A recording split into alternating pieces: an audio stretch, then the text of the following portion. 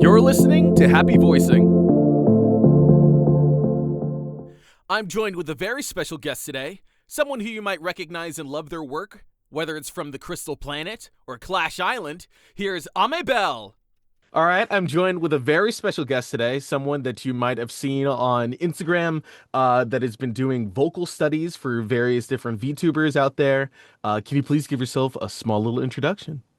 Hiya, I'm Ame or Ame Belle or Ame Belfe. I go by a lot of names online, or you can find me at Ameha, like Kamehameha online usually. Mhm. I'm a voice actor, cosplayer, artist, creator. List goes on. I like to do stuff, Yeah, basically. absolutely. Um, yeah, but I guess I'm here to talk about voice acting today. Yeah. So yeah. Thank you for So having of me. course, thank you so much for agreeing. So to begin, what does being a voice actor mean to you? That's a good question. I think the only way to answer that is to me, I love bringing these characters and stories to life, especially because if you're a fan of any kind of franchise, whether it's live action, anime, cartoon, video game, whatever, you likely have characters that are your favorite characters, characters that are special to you that maybe helped you through a tough time or, mark a significant period in your life or something. And especially what's going on in the real world nowadays, I think having that escape is so important. And so I want to bring people's comfort characters to life, and give people that escape. And also, like, I'm a very creative, like, ADHD person, always doing something, Yeah. hands somewhere, you know? Yeah. And I want to be able to inspire other people to also create, and not afraid to be creative and express themselves and be unapologetically themselves. Yeah, I absolutely love that. I mean, being able to be like a focal point or like a representation of people to allow themselves to be themselves and really like celebrate themselves is just it's so wonderful. It's so important, especially nowadays and like with social media and where you can get stuck in the same, Yeah. loop. I think self-expression is really important. And if like for anyone listening, um, being unapologetically myself has gotten me more opportunities than like I guess you could say any of my talent has Yeah. gotten me noticed so much more. Um, and I remember when I first moved here, I was under the impression I thought like, oh, I'm gonna have to like make a professional account and like present. I toned myself down a ton for like classes, workshops, meetings. Yeah. And that was not the right way to do it because I ended up getting so much more opportunities and a lot more people, important people remembered me and I stood out a lot more when I started to act more myself, dress more myself. And so, yeah, that's a message for don't be afraid to be yourself. I love It that. will I love help that. I you. love that. When you first started your voice acting journey, what was the experience in assimilating or joining the voice acting community? I mean, we all have peculiar stories. Yeah. Everyone has a very different story about how they got into it. So I have always I was very fortunate with the fact that I already kind of had like a half a leg up than everyone else Yeah. because my dad's an actor and my mom's a costume designer. Hmm. And so I was already very well versed in the industry and like had a lot of contacts through my family. Yeah. And so I started with on camera acting. And then one day I booked this animated children's feature film That's coming out this year. Yay! Excited. It's with I booked the scratch voices for it, which is basically when you do the storyboard voices. Yeah. Where then they'll, once they have the final script and the animation done, or like the rough animation done, they'll then bring in the celebrity voice talent to record Yeah. once so they don't have to pay as much. Yeah. But I got really lucky. And the team behind the movie said they couldn't imagine another voice behind the character. And Love so now that. I'm in a movie with Jeremy Irons, Vanessa Redgrave, Michael York, like them Yeah. bunch. And it's like, how did I get That's here? so cool. But yeah, that was when I discovered, that was when I was like, whoa, this is like a thing you can do? Yeah. Sick. I want to do this. And that's when I decided, I wanted to be a voice actor. I see. Have you picked up on any advice that truly resonated with you throughout your journey? I've a lot. Especially since moving to LA a year Mhm. ago. I have been so fortunate to meet so many incredible people and make so many incredibly talented and amazing friends. Um, so that's a tough question. Mhm. I can list off a couple things off the top of my head. Sure. Number one is I like to say, or we like to say, the best time to start was yesterday. The second best time is now. Yeah. Don't overthink, don't hesitate, just do the thing. There is again, there, like I said, the right time is now. There Yeah. is no other right time. So don't sit on an idea waiting to do it, to make it happen, because you truly never know, and you can learn from every experience. Um, I guess from my own experience as well, my biggest regret, and like I don't really like to believe in regrets, but Yeah. rather that's something like to learn from, Yeah. Yeah. is I because I booked that role when I was that role I just talked about when I was Mhm. 15, I believe. And right right after this big feature film I worked on, that I went to casting call club. I see. But I was becoming increasingly frustrated with the fact that I was very open about my age and being a minor. Yeah. Sorry, excuse me. You're fine. Um, but and I booked so much stuff and would be super excited for this project. And then like this happened 5 or 6 times, I think, before I gave up, which was, yeah, sorry. We gotta ask the higher ups if we can work with you, actually. We can get that cleared. And then I of course see. it always comes back like, sorry, we can't, it's too complicated legally. And I'm like, I get it, but Yeah. come on. And so that what's the word I'm looking if yeah, also English isn't my first language, Mhm. so sorry if I say anything weird. That's fine. Um, but that oh yeah, she wants a cameo as well if you can hear her.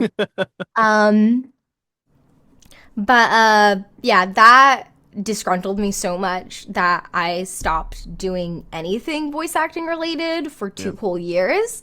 Wow. And I just think back now about how even if I wasn't, I didn't, like you don't have to be booking stuff to do stuff, Yeah. And I think personally, the most rewarding thing for me is making my own content, and giving myself work. Because in the like, it is a passion as much as it is a job. Yeah. And I really wish in those 2 years that I would have still, at least like practiced and kept that muscle alive, because there was Yeah. so much stuff I had to relearn, and because it is a muscle you have to work out. Yeah. So yeah, that, like, I would say don't stop. create your own, give yourself work and create your own projects. Yeah. Start now. And then I guess like one other smaller thing that it's such a small thing, but it really does make a difference, and like in life in general, Yeah. that my mentor had me do when she first brought me on, Cassandra Lee Morris. Yeah, she's a pretty well known name. she's Love her. She's the goat. I love her. Yeah. She told me to make a happy playlist of like upbeat and songs that like make you feel good and put you in a good mood. And then you always, whenever you have a session or an audition, you listen to that playlist beforehand, and it kind of like, puts you in a good mood, gives you a lot of energy. And I like, most of the music I listen to is like upbeat, high BPM, high energy, but putting together that playlist specifically and listening to that regularly, like for some reason I like was always in a good mood after that, and like everything I did was great. So it's a small thing, but it really does make a difference. I love that. I mean, being able to like not only motivate yourself but really celebrate yourself in like any way possible. Because I've talked with many voice actors and many like editors within the field, and like a lot of them compare like voice acting to the concept of like it's like a rat race. So it's like something that it's like a marathon that you have to like keep playing at and you have to keep going with. So anything to like boost yourself up mentally, and anything that can make you like have fun with the process is just so wonderful. Well, like enjoy the journey, not the end Yeah. result, because there's never going to be an end result. Yeah. And like you said, reward yourself and enjoy your achievements, no Yeah. matter how small or big, like every achievement is an achievement, and you can't overlook those in pursuit of more. You need to make sure you appreciate them as well, Yeah. because that's where, that unique energy that you can bring to the table will come from. Yeah. Absolutely. So with a topic like this that can be it's like incredibly taxing and draining to even think about it. With AI becoming more rampant and more companies attempting to convert to more AI practices, which in turn steals opportunities for human workers. What are some strategies that you practice to make sure that you deliver and associate with real human voices? So personally, and I can't really, because most of my community and experience is in LA Yeah. rather than the online sphere. Yeah. But I personally say AI isn't a concern. Okay. Like I wouldn't concern myself over that at all, Okay. because we've watched companies try and fail at it, especially when it That's comes true. to voices. And like I mentioned at the beginning of the interview, a big part of bringing on real people is that connection. Yeah. Fans can't go to a convention and connect with the robot. That's not going to make money. Yeah. And so, and like, SAG is fighting here. I don't know. I personally am not concerned with AI. Yeah. It's something. How would I say this? In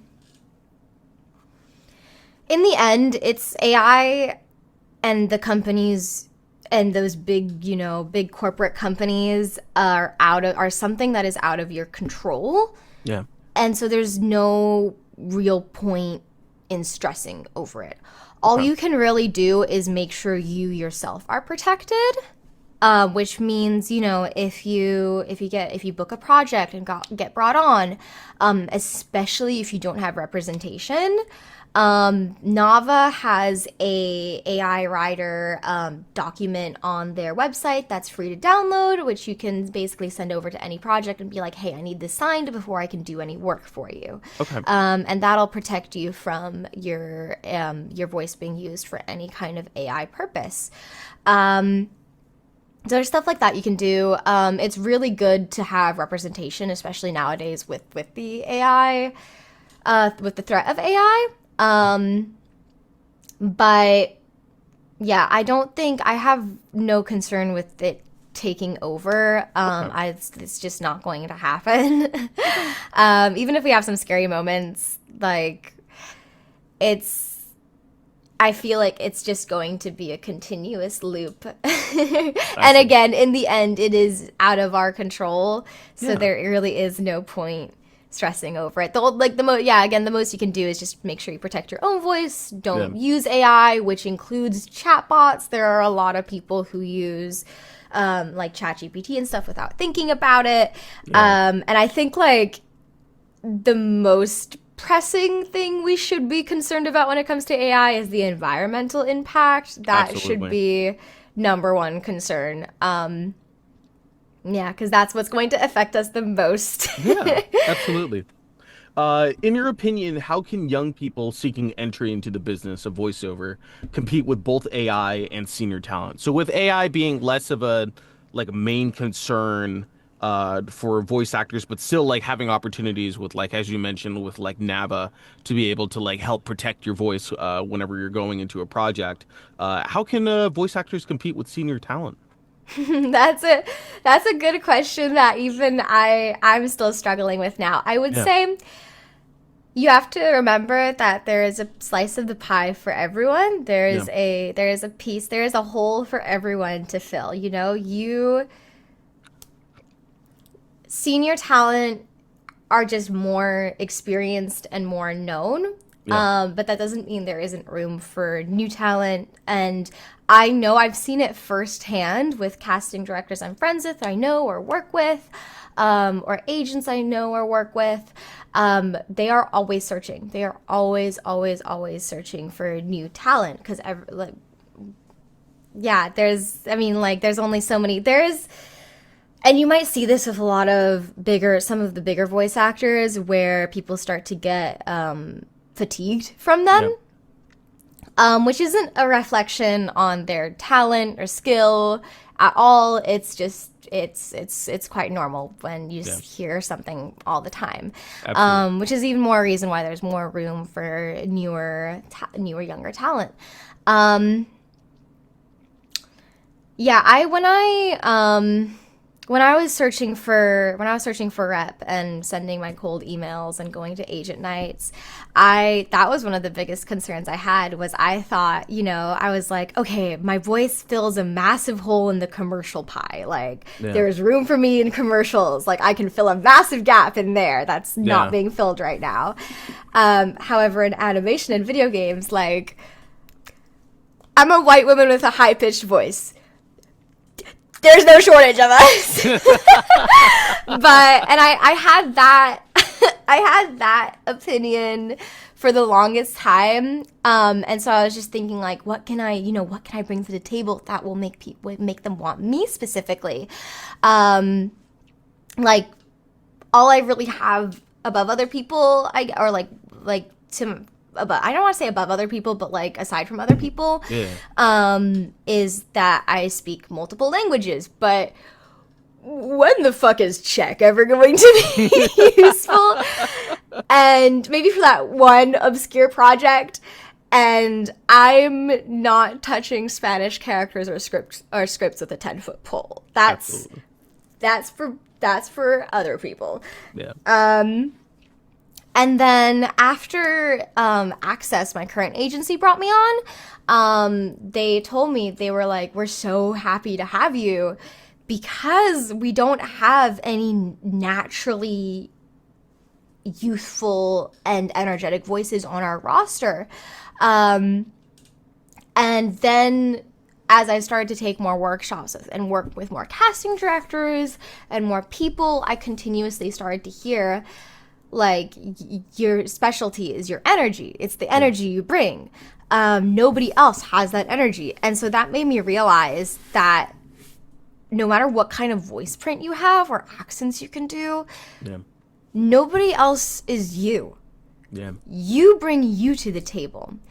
And that also includes don't let your whole life become voiceover. Yeah. Indulge in other hobbies and interests and activities because that will make you a more well-rounded performer and, bring that unique perspective to the table. You never know, like for me, surfing, you never know when they're going to need a surfer. True.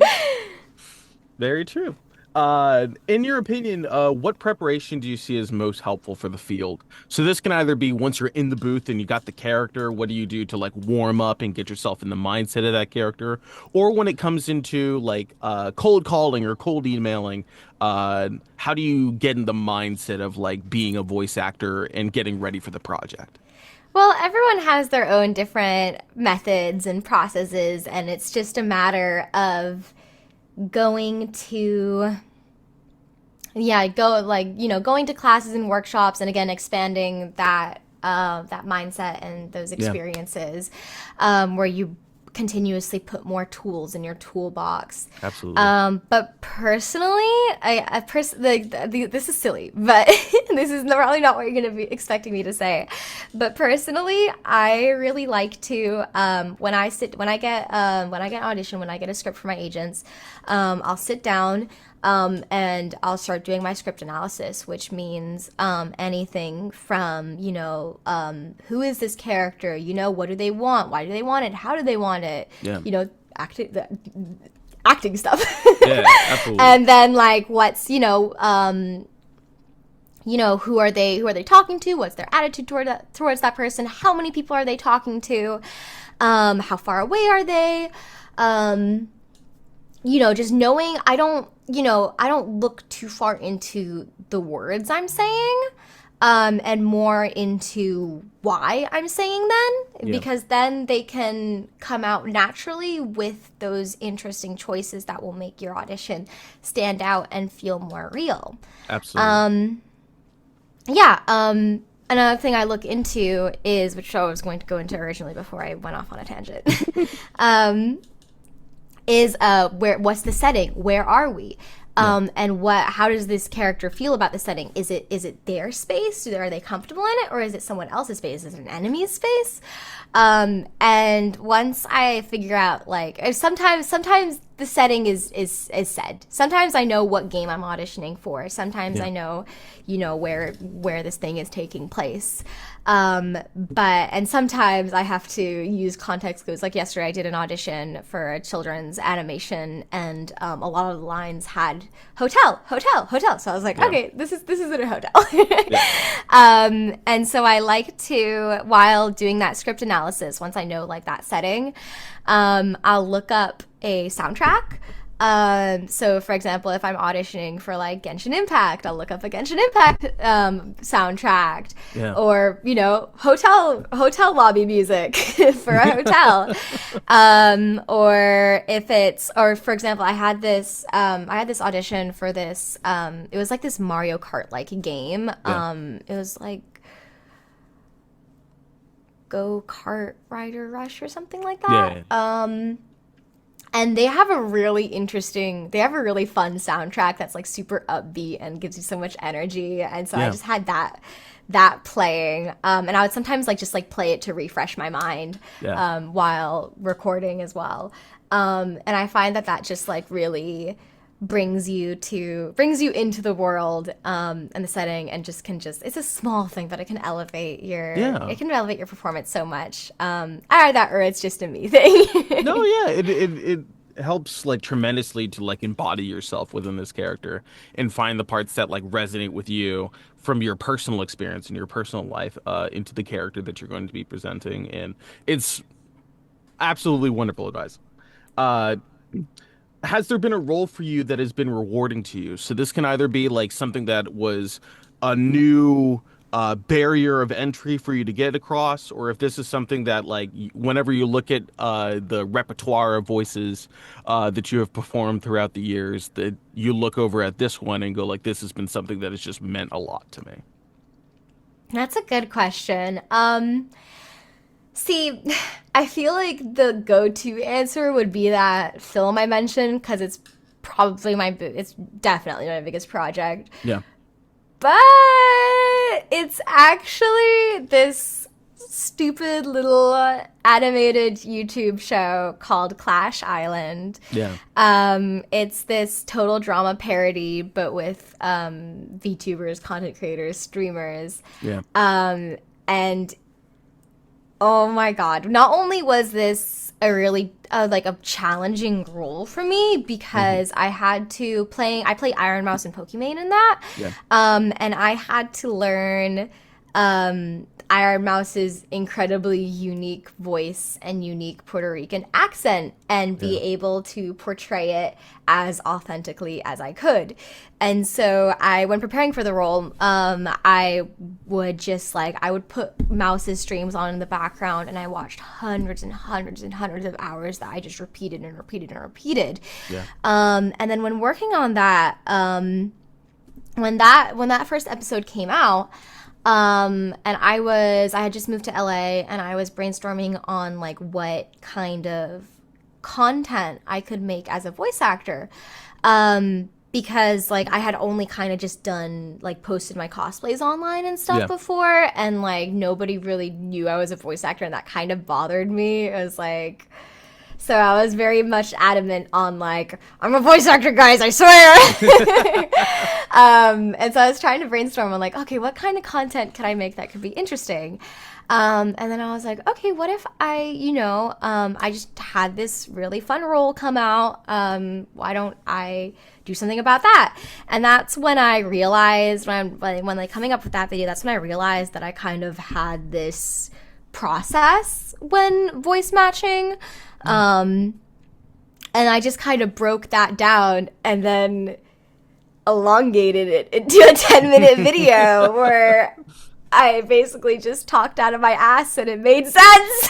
Yeah, absolutely.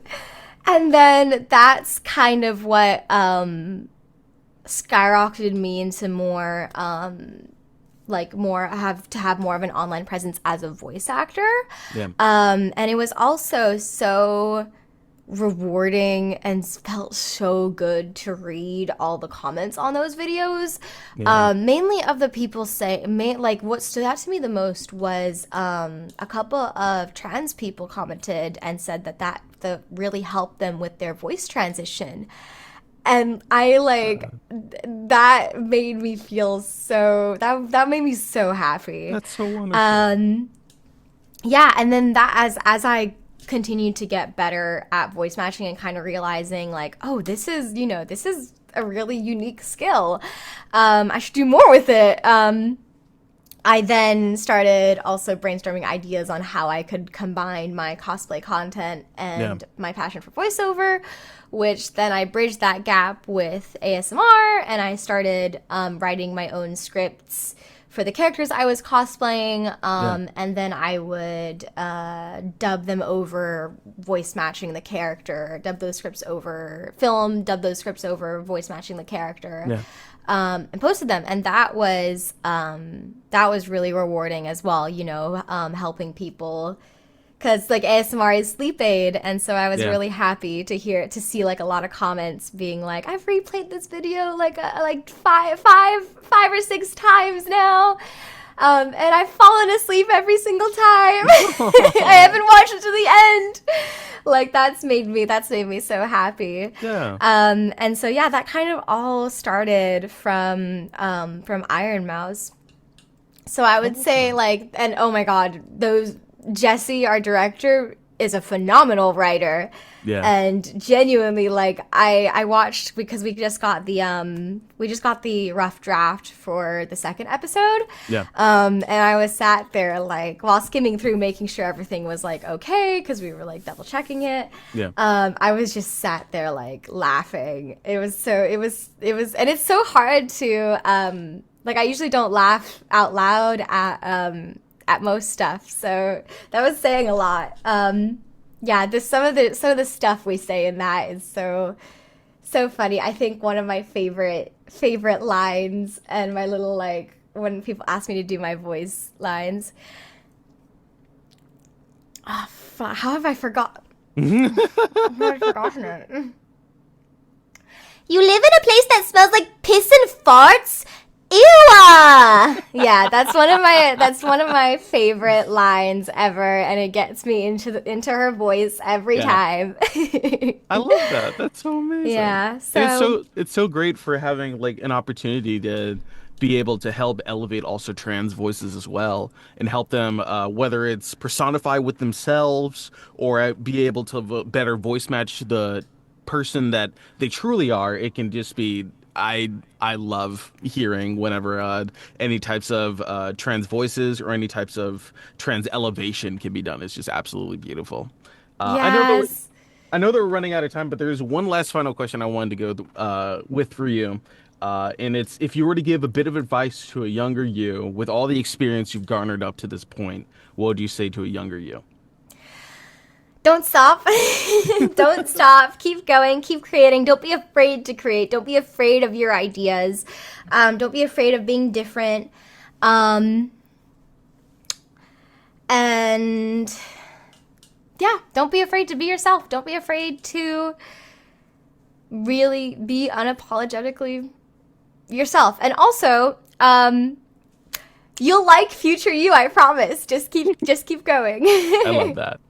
Well, thank you so much for providing a voice, and thank you so much for talking about all things voice acting.